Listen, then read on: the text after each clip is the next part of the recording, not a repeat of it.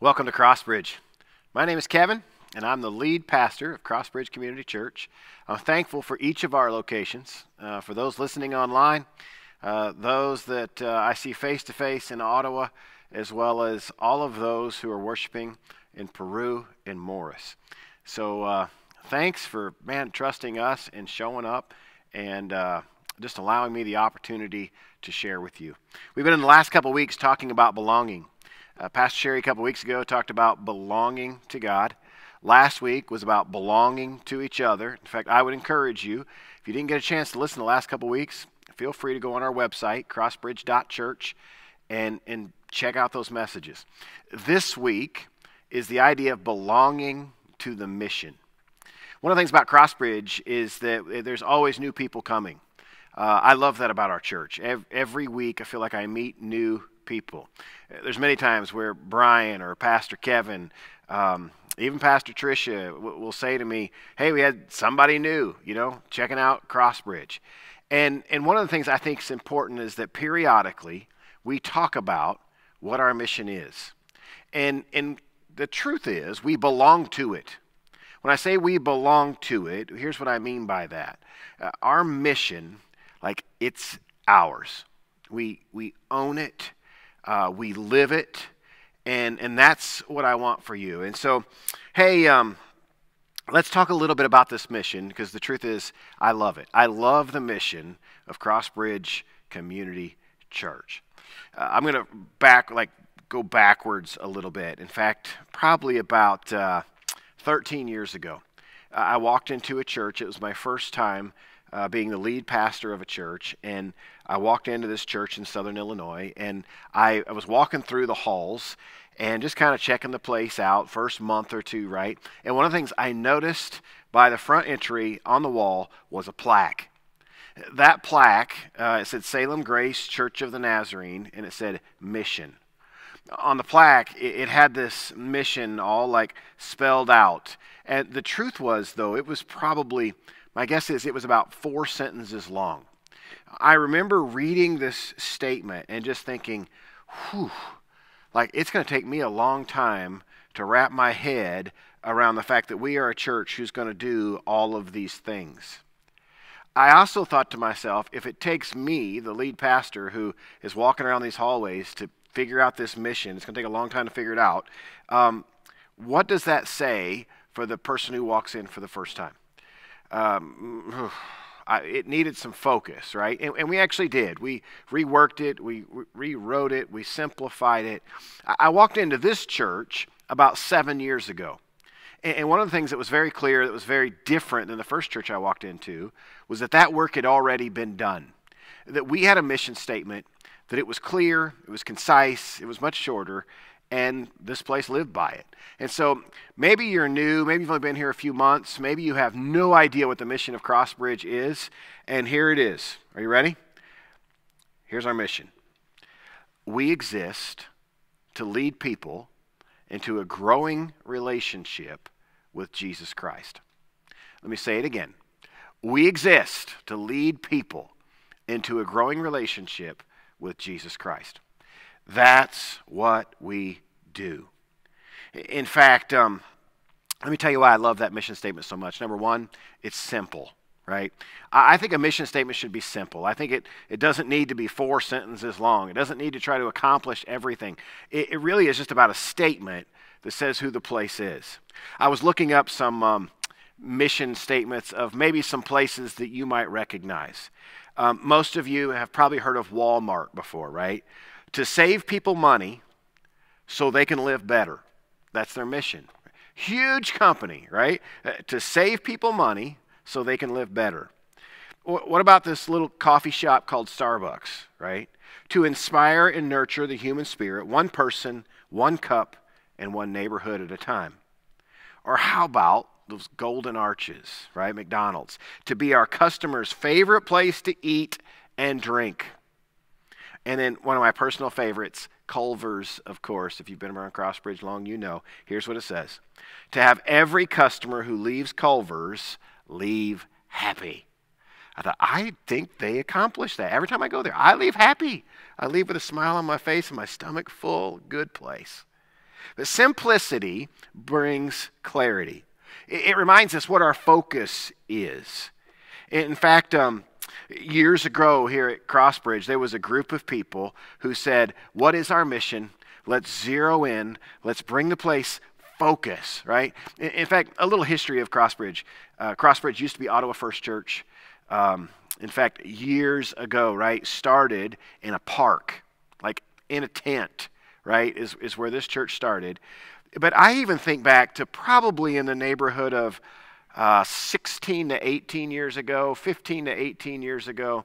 At one point in there, I remember coming over from Bourbonnais, Illinois, to Ottawa First Church, and I came for a wedding. And I believe at the time it was one of the youth pastors here at Ottawa First Church, and I came for a wedding. And the room that I'm standing in right now was where the reception was. Had tile floor, had lines on the floor, there were tables. It was a gymnasium. At the other end of the building, where now is this incredible children's space, that was the worship center, right? And they had pews, and it was very traditional looking. And really at that time, Ottawa First Church was probably 200 people. And then they went through this time of getting taking this mission and saying, what is our mission? Zeroing in on it, and voila, we have what we have today, right? Crossbridge Community Church, 4 different campuses, impacting probably around 1,400 people a week, and God has blown the place up. The truth is, it inspires me. That mission, if it wasn't for the mission, I'm not sure I would be here. Part of what makes me want to be the lead pastor of Crossbridge is because I love the idea, and I love my life being centered around and my work being centered around helping others lead people into a growing relationship with Jesus. Here's one of the things, though, I want you to hear today that I think is really, really important. I don't want this just to be you say, hey, my church has, this mission. This isn't about just a corporate kind of feel where you're looking from the outside into the church and saying, oh yeah, that's my church's mission. This is the idea that as the church, every one of us are the church. We make up the church. Remember, we belong to each other, and we belong to this mission. And this mission is not just a corporate statement that sits on a plaque on a wall. That this statement would be grounded in your heart, and it would be personal. That every one of us would say, that's not just my church's mission, that is my mission. So that mission isn't just made up. That mission comes from this book. Let's look at the Bible and let's see what it says about mission. There's a lot of things that I could have pointed to. I'm really going to keep this very simple today. Probably as simple as I've kept it in a long time. 2 major streams of thought when it comes to belonging to the mission. The first one is this. We are chosen to be on God's team to do God's work. Let me say it again. We're chosen to be on God's team to do God's work. That is really good news. John 15 says this, I no longer call you servants because a servant does not know his master's business. Instead, I've called you friends, for everything that I learned from my Father, I've made known to you. Now listen to this line. You did not choose me, but I chose you and appointed you so that you might go and bear fruit that will last. I love that line. There's this idea that you were chosen and you were appointed. I was chosen and I was appointed that I might and you might, there's a big word here, go. That we would go and bear fruit. And not just fruit that comes and goes, not just fruit for today, but it says fruit that will last. I think about, what a great question for all of us, right? What are we doing with our lives? What are we investing in that will have lasting impact? That will last. You think about investing in people like we talked about last week. This whole idea that we own one another. And that I'm your responsibility and you are my responsibility. And this picture that we're shaping each other's lives in a way in which has lasting kind of influence and impression. Lasting transformation. I remember when I was a kid, I was thinking about this as I was writing this sermon. I was probably in 5th grade, and I had a neighbor, and when I say a neighbor, out in the country, that's loose terms, right? He lived about a mile and a half away, and he would ride his motorcycle over to my house, and he, I believe, was 2 to 3 years older than me. And his name was Darren.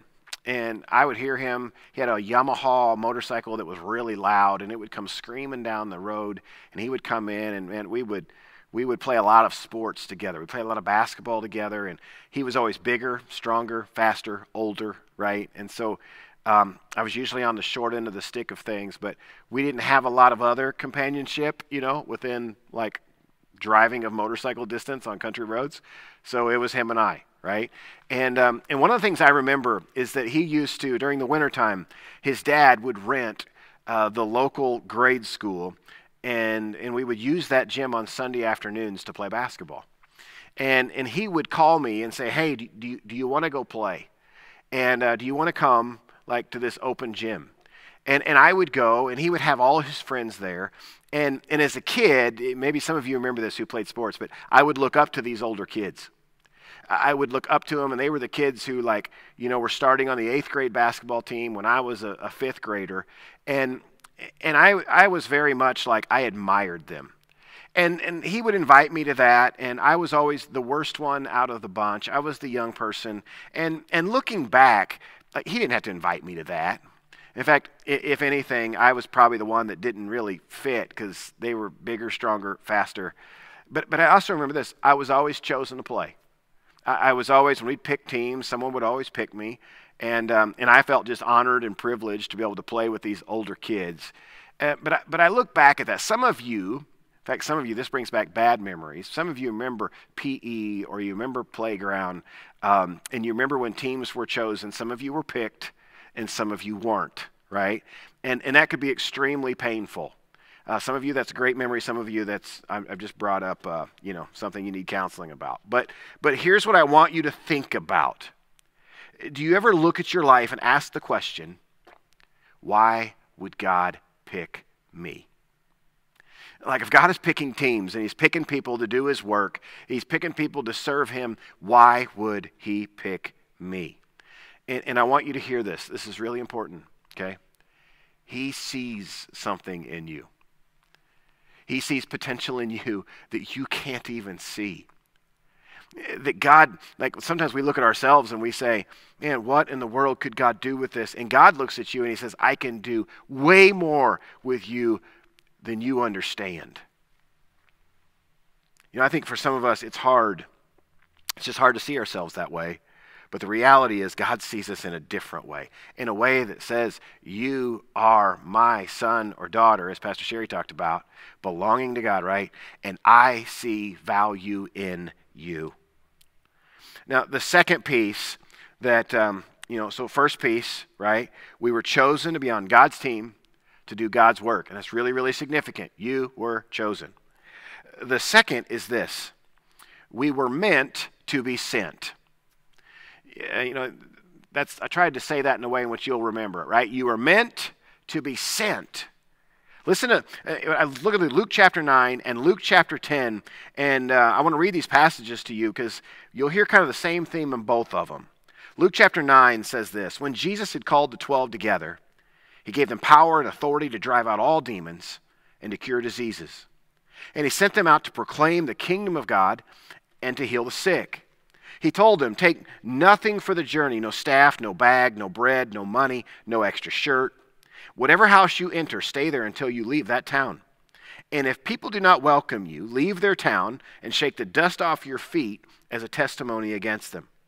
So they set out and went from village to village, proclaiming good news and healing people everywhere. So this passage, right, we see that Jesus sends out these 12, and they're going out and they're doing his work. And we're kind of get a picture that they're not going to be welcomed everywhere, but there will be fruit from their work. Now listen to Luke chapter 10, just a chapter later. After this, the Lord appointed, not 12, 72 others, and sent them 2 by 2 ahead of him to every town and place where he was about to go. He asked him, or he told them, the harvest is plentiful. You may have heard this verse before, but the workers are few. Ask the Lord of the harvest, therefore, to send out workers into his harvest field. And then we see that word again, right? Go. I'm sending you out like lambs among wolves. I want to focus on that last portion. In fact, let me just zero in on here where it says, the harvest is plentiful, but the workers are few. This is a big clue of what God is up to, and it's a big clue of what we can expect to encounter when we go. The harvest is there. You may say, man, like, who are we talking about, right? And I'm just telling you, when you go outside the church doors, you go outside your door at home, the harvest is plentiful. There are all kinds of people who are in need of Jesus power in their life, of Jesus' forgiveness in their life, of Jesus' peace in their life, of Jesus' joy in their life. All kinds of people, he tells us. The harvest is everywhere. But those who are going out, he's really saying, are few. I don't know, I had a weird illustration come to mind this week, and you'll probably think it is weird, and maybe it's because we're turning the corner from Christmas, and so the next thing on my mind is, believe it or not, even in the middle of January, is Easter, right? I do look forward to the weather at Easter, but let's keep with this idea. Think about what an Easter egg hunt would look like without eggs.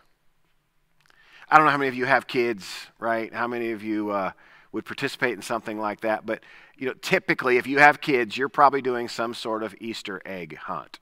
Typically, your kids grow out of it. Where this story is going today is my kids have not. In fact, my kids, they still love to hunt Easter eggs. Now, it's not because they're just lacking maturity. It's not because they're stuck, at 8 years of age. I have a 16-year-old and an 18-year-old, and they will beg me to hunt to hide those eggs. And here's why. The reason is because since they were little, it wasn't even so much about the candy. It might have been about, sometimes we threw a few dollars in these eggs. But really what it was about stiff, like breakneck, push the other down competition to see who got the most eggs. In fact, it was always important. It was always important in the process of hiding eggs that it would be an odd number of eggs, because if we had an even number of eggs, that means we could have a tie. And in my house, like, a tie just means everybody loses. And so they wanted to know, like, one person has to win and one person has to lose. Now, I'll tell you, I'm going to say it quietly, but my son usually doesn't fare well in this. You would think he's bigger, but he doesn't. I just don't know if he doesn't pay attention well enough to find the eggs or what. But Tamara has bragging rights for sure when it comes to the egg hunt.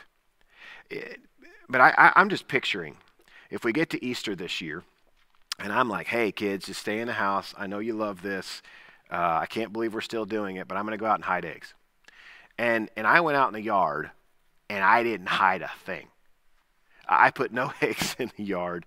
And then I went inside, and I said, okay, kids, man, they're loaded out there. They're everywhere.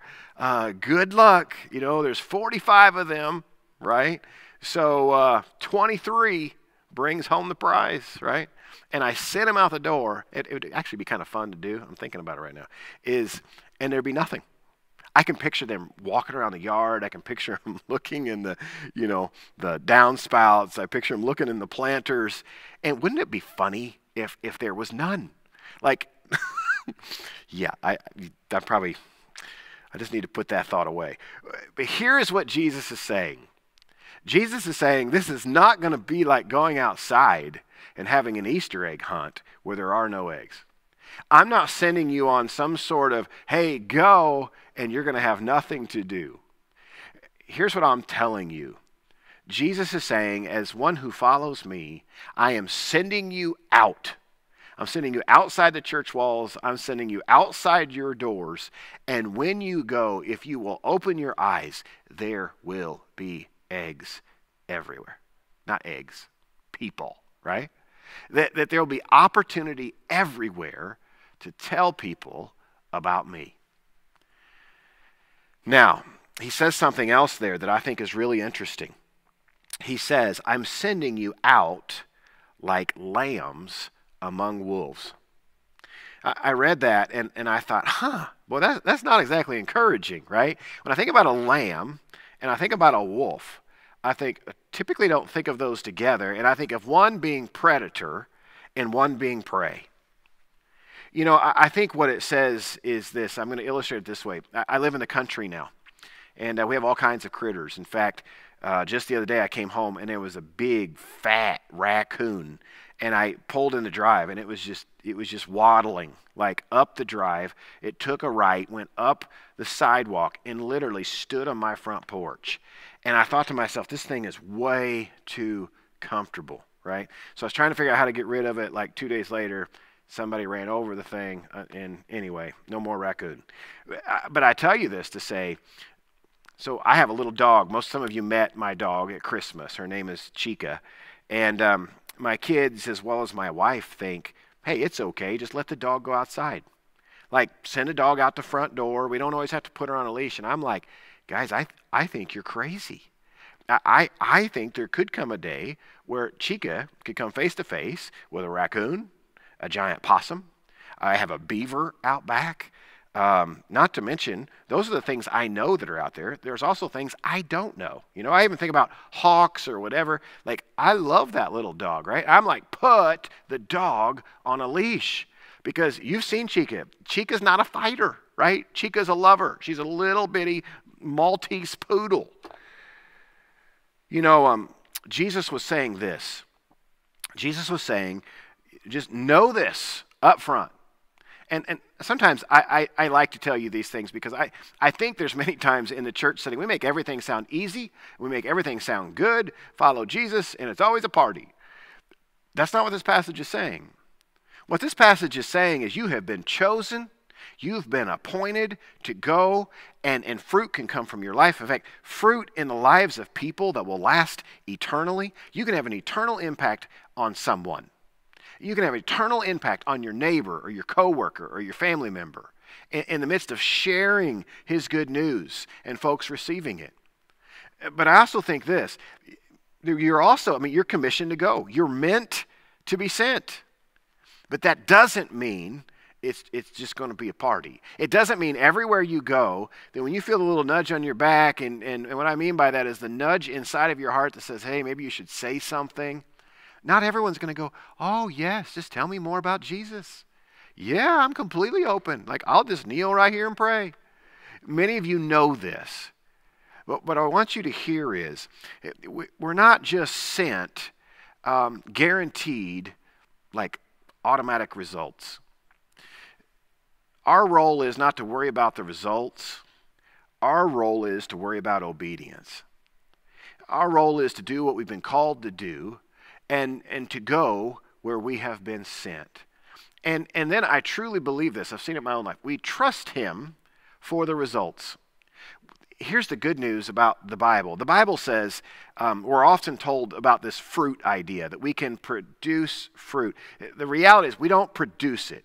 We get to be a part of the production process. We get to be a part of being connected to God's work in which fruit is produced.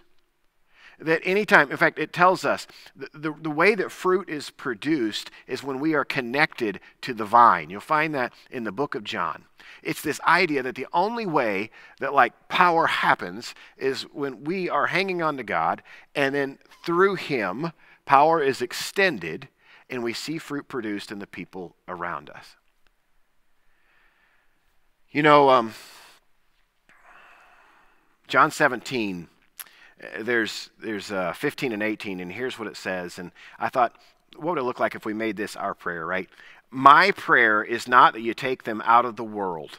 He's talking about believers. Jesus saying, my prayer is not that you take them out of the world, but that you protect them from the evil one.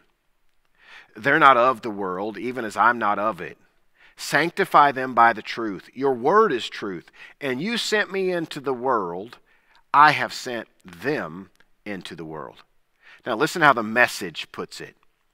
Just as I didn't join the world's ways, I'm not asking that you take them out of the world, but that you guard them from the evil one. They are no more defined by the world than I'm defined by the world. Make them holy, consecrated with the truth. The idea, set them apart, right? Your word is consecrating truth. Now listen to this line. In the same way you gave me a mission in the world. This is what Jesus is saying. I give them a mission in the world. You know what I'm thankful for at our church? I'm thankful that we're not just stagnant. I'm thankful that we see growth. I'm thankful that every week I feel like I walk around whatever campus I may be at. I can walk around the room and I can meet people who might be there for the first time, the second time, or the third time. I'm thankful that I get emails that tell me about God's transforming work that are happening in people's lives. I'm thankful that there is this incredible movement and that there is, when you think about the trees around Crossbridge, that they're always being shaken and that fruit is falling off of them. I'll tell you, the reason I believe fruit falls off is because corporately as a church, we have said we're going to be about one thing. We're going to be about leading people into a growing relationship with Jesus. And what I would say is personally, though, the reason it happens is when we adopt that, when we take that mission and we say, my life can be about a lot of things, but I understand what the Bible's saying, and I understand what it's calling me to, and I want to be obedient to that. I want my life to be centered around leading people into a growing relationship with Jesus. You know, I hear this over and over. Every time I read a baptismal story, I'm reminded. Almost every time I read a story of someone who's saying, I have come to faith and I want to profess it, there's a place in that story where they make reference to one who brought them there, to someone who invited them to church, to someone who invited them to small group, to someone who shared with them. How incredible it is that we get to be a part of God's amazing story in someone else. Father, I thank you. I thank you that you've called us to live out this mission. I'm thankful that you've chosen us. For some of us, it's really hard to believe that you could use us. You've chosen us and you've appointed us that we would be people who could bear fruit. In fact, lasting fruit, eternal kind of fruit. And God, I'm also thankful, and I pray that we would hear the challenge. We weren't meant to sit. We were meant to be sent. And God, I pray that you would just tell us, whisper in our ears when it's time to go. Whether it's easy, whether it's hard, whether it's met with resistance or met with acceptance, that God, that wouldn't change. It wouldn't change how we proceed, that we would be people who are willing to go. I give you thanks. In Jesus' name I pray. Amen.